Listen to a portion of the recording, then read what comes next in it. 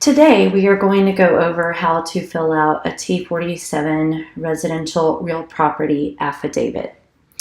This is known as the T47, and it's a notarized form that complements a survey in a real estate transaction.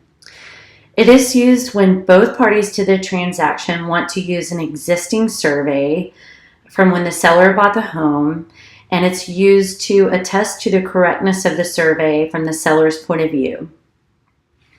As a seller with your listing, you need to fill out this form correctly and fully and give it to your real estate agent for their files.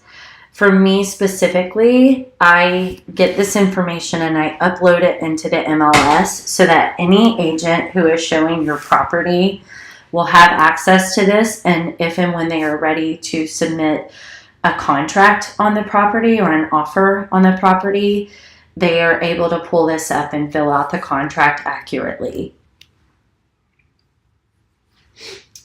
Now, I want to go over really quickly the survey portion of the residential 1-4 resale contract, because that's where this comes into play. So let's just look at this screenshot here. Now, first of all, your survey has to be completed by a registered professional land surveyor acceptable to the title company and the buyer's lenders. Incidentally, if it's a cash sale, if your potential buyers are cash buyers, they don't have to have a survey. If they have financing, pretty much always they're going to need a survey, because the title company is going to want boundaries, and the lender wants to know exactly what their buyer is purchasing. So number 2 and number 3 are not applicable to us. Number 2 outlines that the buyer will obtain a survey at their expense, and then number 3 outlines the fact that the seller will furnish a new survey to the buyer. In Texas, it's pretty standard that the buyer purchases a survey. And sometimes in low inventory markets or in a major seller's market, this isn't the case, but most of the time the buyer purchases the survey. So if you have an existing survey with a T47 residential real property affidavit, then you can save your buyer some money. And that works out very well sometimes in a real estate transaction. So if you can help them out, that makes you even more marketable. So this space here, we can put any number of days in there. The example that I'm using is 10. You have to adhere to this date, which it's really important that we pay attention to it. Within however many days after the effective date of this contract, the seller shall furnish to buyer and title company the seller's existing survey of the property and a residential real property affidavit promulgated by the Texas Department of Insurance, which is the T47 affidavit. Now, this is what's really important. If the seller fails to furnish the existing survey or the affidavit within the time prescribed, here it's 10 days, it could be 5 days, it could be 7 days, it just depends. The buyer shall obtain a new survey at the seller's expense no later than 3 days prior to closing. So this is where it's really important that we just have the T47 on the front end. It's ready to go. It is notarized, because if this is not notarized, it isn't completed. The T47, they are asking for it to, they're requiring for it to be notarized. I've had title companies say, oh, don't worry, we'll notarize the T47 at closing. No, contractually, this must be adhered to. So we get it notarized. I know I have my clients have it notarized before we even put it on the market, so that I can put it in the MLS documents.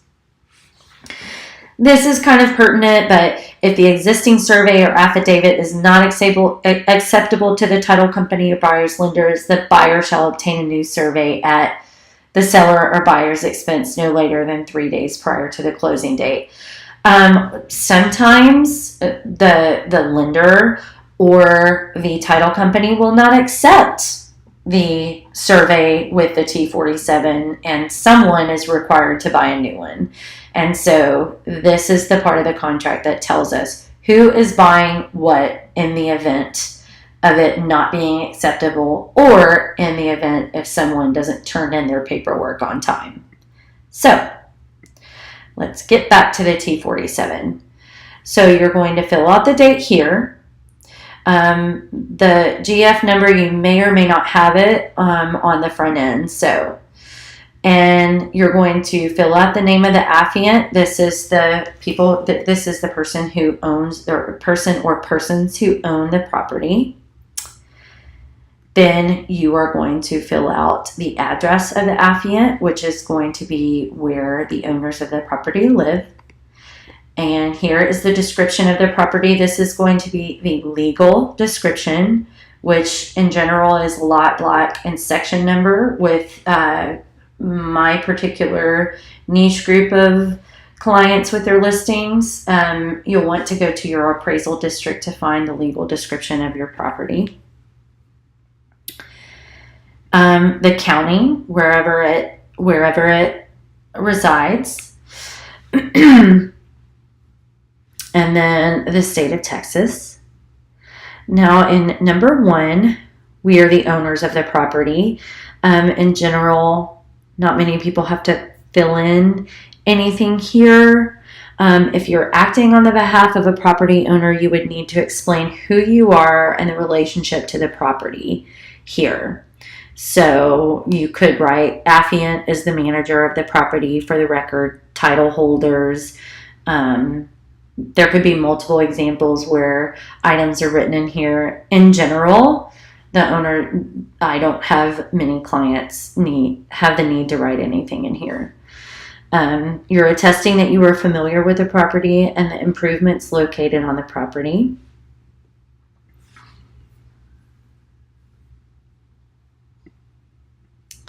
In here, by signing this form, you are affirming some statements. First, that you are familiar with the property and the improvements on it. And second, that you are involved in a transaction with the property, and it involves area and boundary coverage in the title policy. It also goes on to further clarify exceptions and amendments to the area and boundary coverage in the title policy. Now here, number 4, the date that goes in here is the actual date of the survey. So it's not, sometimes the seller will put in when the closing date of their house, but that's not accurate. You're going to put since the date of the survey, which should be on the bottom of your existing survey.